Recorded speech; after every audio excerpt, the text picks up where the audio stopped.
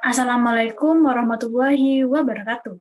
Kali ini saya, Galavita Alivia, dengan NIM 1819501058 akan menjelaskan mengenai penerapan program Kampus Merdeka melalui pemberdayaan dan pengembangan desa.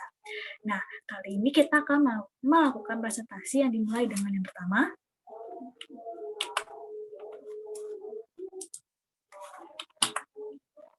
Nah, yang pertama di sini kita ada beberapa bagian yang akan dijelaskan dalam presentasi kali ini.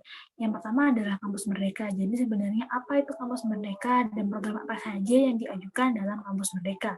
Kemudian yang kedua adalah kuliah kerja nyata tematik yang merupakan salah satu program dari Kampus Merdeka yang akan diterapkan dan dijelaskan lebih lanjut dalam presentasi kali ini. Kemudian yang ketiga adalah pengembangan dan pembangunan desa. Jadi pengembangan dan pembangunan desa yang merupakan salah satu model dari KKNT di sini akan dijelaskan secara lebih lanjut tentang aplikasinya dan penerapannya yang berhubungan dengan GIS sendiri. Nah, yang pertama, kali ini kita akan menuju kepada materi yang pertama, yaitu Kampus Merdeka. Jadi sebenarnya apa sih Kampus Merdeka itu? Nah, Kampus Merdeka sendiri atau Merdeka Belajar merupakan kebijakan Menteri Pendidikan dan Kebudayaan yang ada di Indonesia. Tujuannya untuk mendorong mahasiswa untuk menguasai berbagai keilmuan yang berguna untuk memasuki dunia kerja. Kampus Merdeka memberikan kesempatan bagi mahasiswa untuk memilih mata kuliah yang akan mereka ambil.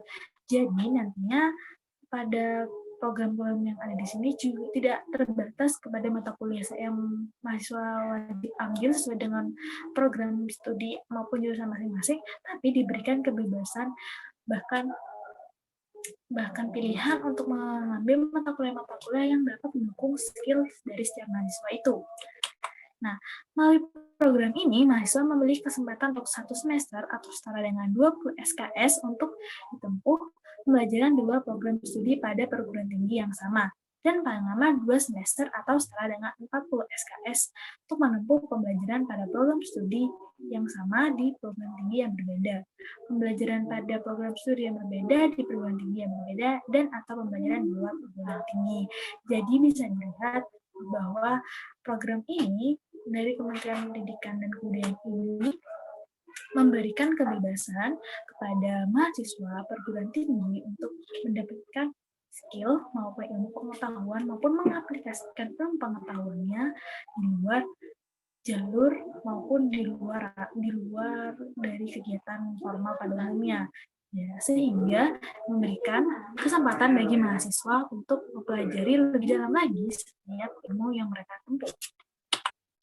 Nah, jadi sebenarnya apa saja sih program dari Merdeka Belajar maupun Kampus Merdeka ini? Yang pertama, ada pertukaran pelajar. Yang kedua, ada magang atau praktik kerja. Yang ketiga, asisten pengajar, terutama di instansi pendidikan di bawah perguruan tinggi, kemudian penelitian atau riset, selanjutnya ada proyek kemanusiaan, kemudian ada kegiatan wirausaha, ada studi maupun proyek independen, dan kuliah kerja nyata tematik. Setiap program ini memiliki tujuan dan manfaat masing-masing yang berbeda, dengan target yang berbeda juga. Namun pada dasarnya, dari 8 program ini diharapkan mahasiswa dapat melatih skill dan mengembangkan skill yang mereka punya untuk bisa siap kerja di masa mereka setelah lulus nantinya. Nah, kita beranjak kepada bagian yang kedua, yaitu kuliah kerja nyata tematik. Bisa dilihat dari program sebelumnya, kita akan melanjutkan lebih detail lagi pada materi kuliah kerja nyata tematik. Nah, sebenarnya apa sih kuliah kerja nyata tematik atau KKNT ini? Program ini sebenarnya adalah suatu bentuk pendidikan dengan cara memberikan pengalaman bagi mahasiswa untuk hidup di tengah masyarakat di luar kampus yang secara langsung sama-sama masyarakat potensi dan menangani masalah sehingga diharapkan mampu mengembangkan potensi atau daerah dan menemukan solusi masalah yang ada di desa.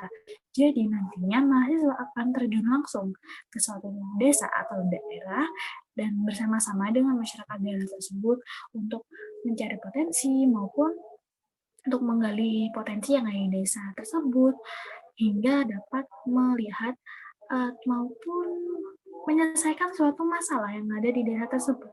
Jadi, mahasiswa selain juga dapat menerapkan ilmunya maupun potensi dan skillnya secara nyata, mahasiswa diharapkan juga melatih soft skill dalam turun ke masyarakat secara langsung, sehingga ilmu maupun pengetahuan yang dimiliki oleh mahasiswa dapat dirasakan secara nyata oleh masyarakat luas. Selanjutnya, kegiatan KKNT atau kuliah kerja nyata tematik ini diharapkan dapat mengasah soft skill kemitraan, kerjasama, tim lintas disiplin maupun keilmuan atau lintas kompetensi, dan leadership mahasiswa dalam mengelola program pembangunan di wilayah pedesaan. Diharapkan juga pelaksanaan KKNT mahasiswa dapat menuliskan hal-hal yang relevan beserta hasilnya dalam bentuk tugas akhir. Jadi di sini saat pelaksanaan kuliah kerja nyata ini tidak mungkin mahasiswa dilakukan secara individu. Jadi dia akan dilakukan secara dalam bentuk tim. Nah, tim ini nantinya akan terdiri dari lintas disiplin maupun lintas keilmuan antar mahasiswa. Dan nantinya mahasiswa dapat melatih leadership maupun public speaking kepada masyarakat umum, masyarakat desa yang akan dilakukan program kuliah kerja nyata tematik ini.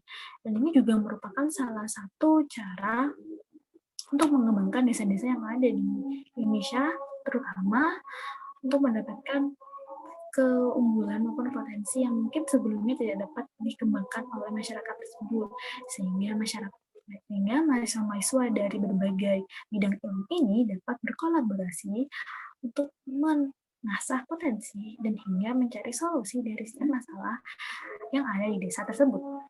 Dan nantinya setelah kegiatan kuliah kerja nyata tematik ini berakhir, selama kegiatan ini akan dilaporkan dalam bentuk tugas akhir maupun laporan kuliah kerja nyata tematik yang berisi mengenai program-program apa saja yang sudah mahasiswa atau kelompok mahasiswa tersebut lakukan selama kegiatan kuliah kerja nyata tematik ini. Selanjutnya, jadi sebenarnya apa sih tujuan dan manfaat dari KKNT ini? Sebelumnya sudah dijelaskan secara singkat sebenarnya mengapa KKNT ini termasuk dalam program dari Merdeka. Dalam program Merdeka, nah, pertama tujuannya adalah memberikan kesempatan kepada mahasiswa untuk memanfaatkan keterampilan yang dimilikinya dengan bekerja sama dengan banyak pemangku kepentingan di lapangan. Karena kita tahu sendiri,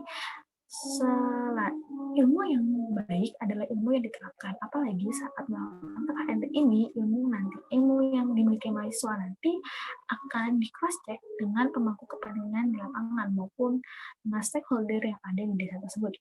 Selanjutnya, membantu percepatan pembangunan di wilayah pedesaan bersama dengan Kementerian Desa PPDT. Nah, jadi selain mahasiswa mendapatkan manfaat berupa melatih soft skill mereka, dan skill mereka di suatu desaan tersebut juga dapat menerima manfaat yang cukup besar, yaitu adanya bantuan percepatan pembangunan, adanya bantuan dari tenaga ahli yang berupa mahasiswa untuk mengatasi maupun menggali potensi yang ada di desa tersebut. Nah, kemudian manfaat apa saja sih yang akan didapatkan dalam pelaksanaan KKNT ini? Yang pertama adalah memperoleh bantuan pemikiran dan tenaga terdidik untuk menyusun rencana pembangunan jangka menengah desa atau RPJMDes dan rencana kegiatan pembangunan desa atau RKPDes. Nah, yang kedua adalah membuat mahasiswa mampu melihat potensi desa, menginvestasi masalah, dan mencari solusi untuk meningkatkan potensi menjadi desa mandiri. Nah, sebagai mahasiswa PWK sendiri, kita tahu bahwa mencari solusi dan meningkatkan potensi daerah itu merupakan salah satu cara terpenting untuk melakukan pembangunan desa.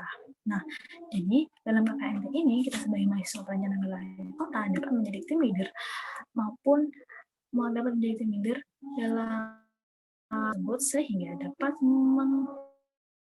setiap bidang ilmu yang ada di tim kita untuk melakukan pengembangan desa.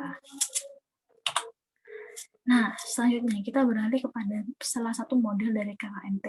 KKNT sendiri sebenarnya memiliki beberapa model penerapan yang bisa dilakukan. Kali ini kita akan menjelaskan mengenai pembangunan dan pemberdayaan desa. Pada model ini, perguruan tinggi bekerjasama dengan mitra dalam melakukan KKNT, pembangunan dan pemberdayaan desa berdasarkan peluang atau kondisi desa dalam bentuk paket kompetensi atau pengembangan RPJMDes yang akan diperoleh mahasiswa dalam pelaksanaan KKNT. Jadi nantinya dalam proyek ini mahasiswa maupun sekelompok mahasiswa akan melakukan proyek pelaksanaan pengembangan dari RPJMDes sendiri. Jadi rencana jangkauan desa ini nantinya akan dibuat sebagai dasar dari kegiatan maupun pengembangan yang ada di desa. Jadi mahasiswa beserta pemangku adat maupun stakeholder yang ada di desa dapat mengembangkan desa menjadi desa yang lebih mandiri.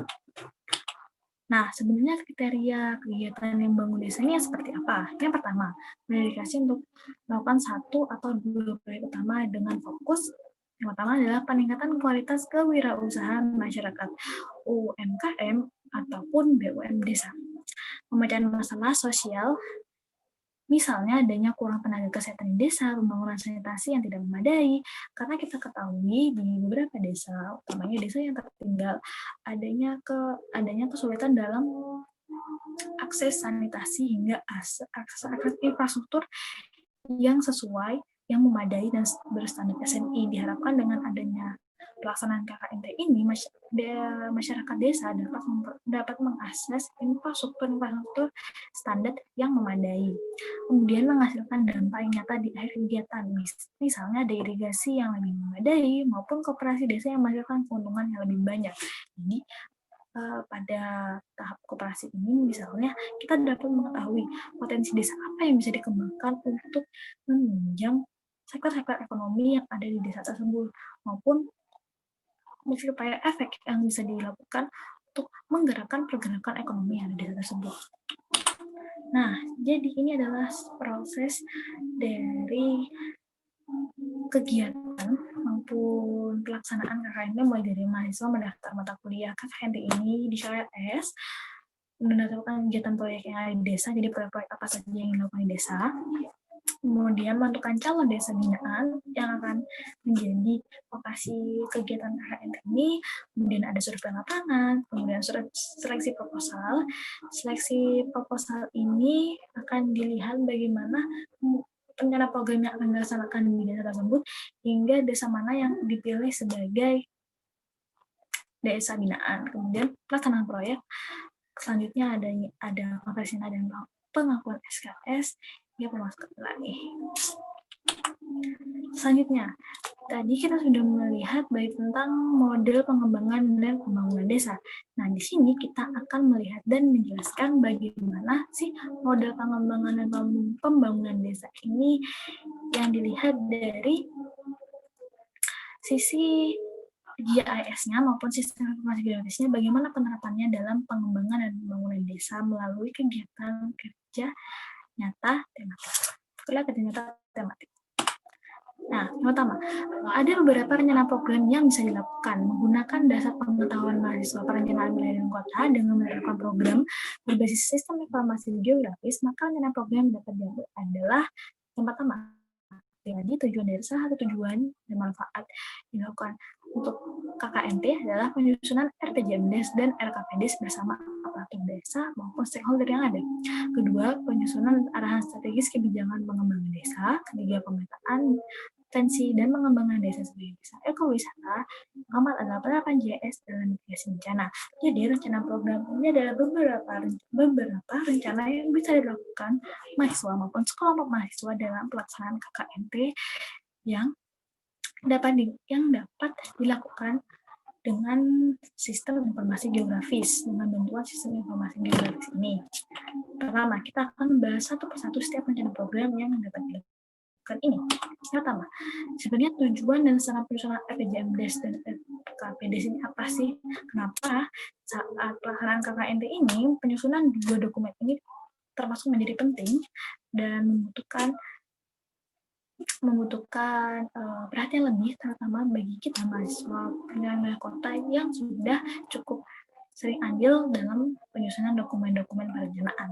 Nah, yang pertama adalah sebagai penyelesaian kebijakan pembangunan kecamatan maupun kabupaten. Jadi, Kebijakan pembangunan di desa diharapkan dapat selaras dengan kebijakan pembangunan yang ada di kabupaten maupun kota dan dengan kecamatan yang atasnya. Kemudian sebagai dasar dan pedoman kegiatan pembangunan ada di desa tersebut, nantinya arahan pembangunan desa yang dapat dipahami secara jelas oleh masyarakat. Yang keempat, mewujudkan rencana pembangunan yang sesuai kebutuhan dan kebutuhan setempat. Nah, di sini pentingnya RPJMD adalah sebagai arahan, sebagai penyelarasan dasar, sehingga selama pembangunan desa ini, pembangunannya terarah dan sesuai dengan kebijakan-kebijakan yang ada di atasnya. Kemudian yang kedua ada RKPDes, terwujudnya rencana tahunan desa dalam upaya terwujudnya rencana pembangunan jangka menengah desa. Dua, tercapainya pemanfaatan potensi desa secara maksimal, efektif dalam pembangunan desa menuju desa yang mandiri dan sejahtera. Dan terakhir, sebagai instrumen penilaian kinerja perangkat desa, mengukur efektivitas pelaksanaan tugasnya. Nah, di sini bagaimana sih penerapan GIS itu dalam penyusunan RPJMD dan RKPDes? Pertama adalah kita dapat menyusun titik-titik lokasi, baik di lokasi mana saja maupun analisa-analisa lain yang dapat dilakukan melalui GIS untuk penyusunan RPJMDes dan RKPDes. Karena pada beberapa kasus di banyak desa dapat melaksanakan penyusunan dokumen ini karena dikarenakan kurangnya tenaga ahli. Selanjutnya, pada rencana selanjutnya, adanya pemetaan potensi dan pengembangan desa. Di sebelah tersebut ada contoh peta potensi desa yang menunjukkan titik-titik potensi desa di suatu daerah. Nah, pemetaan potensi ini dapat dilakukan mulai dari pengumpulan data berupa potensi desa dan lokasi desanya ada di mana saja, kemudian penentuan tata guna lahan dan aksesibilitas, melakukan analisis potensi desa, dan overlay data hasil analisis setiap aspek. Jadi bisa dilihat ada awalnya apabila potensi yang ingin dinilai adalah salah satu potensi dari aspek ekonomi, kita dapat menilai dari tata guna lahan yang ada di desa tersebut, titik-titiknya ada di mana saja, kemudian di overlay dan dilihat bagaimana mengenai aksesibilitasnya, kemampuan lahannya, dan lain sebagainya untuk menghasilkan peta potensi dan pengembangan desa yang ada di desa tersebut. Sehingga pada nantinya apabila disusun dokumen RPJMDes maupun RPJMDes dapat diketahui di kawasan mana saja yang menjadikan titik-titik potensi dari suatu desa. Nah, selanjutnya ada penyusunan arahan strategi kebijakan sebagai desa ekowisata.